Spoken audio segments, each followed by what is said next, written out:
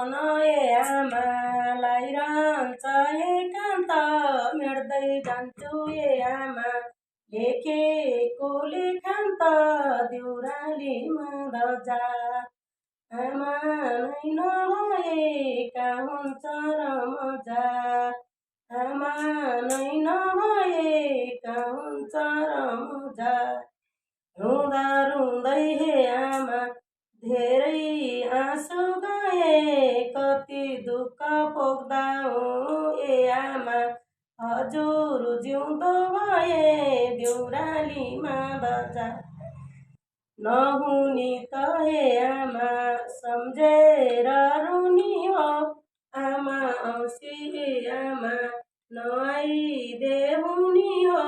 देउरालीमा दजा आमा नै नभएका हुन्छ र मजा आमा नै